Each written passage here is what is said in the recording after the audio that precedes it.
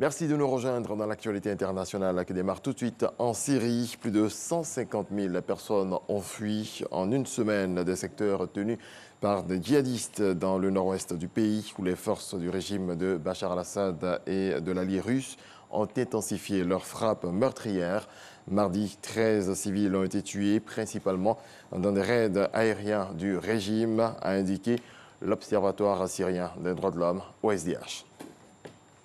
Au Pakistan, un attentat suicide près d'un mausolée soufi a fait au moins 10 morts et 24 blessés à Lahore, dans l'est du pays, la deuxième ville du Pakistan au deuxième jour du Ramadan.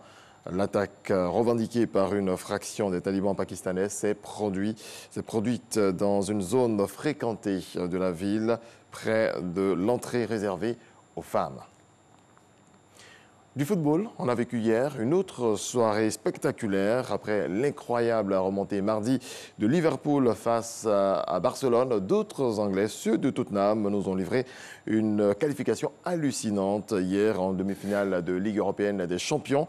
Tottenham a battu l'Ajax Amsterdam 3-2 avec un triplé du Brésilien Lucas en seconde période alors que les Spurs étaient menés 2-0 à la pause. Liverpool-Tottenham, c'est donc l'affiche de la finale qui aura lieu le 1er juin prochain. Malgré l'absence de 7 Lyonnaises sélectionnées parmi les 23, l'équipe de France a pris ses quartiers hier en Bretagne pour un rassemblement. Véritable coup d'envoi de la mission mondiale 2019 à un mois du match d'ouverture. On écoute Corinne Diacre, sélectionneur de l'équipe de France. Je pense que sur ces 15 premiers jours, voire même les 3 premières semaines, on ne sera pas du tout dans l'émotionnel, on n'aura pas le temps pour ça. Je vous dis, elles vont souffrir.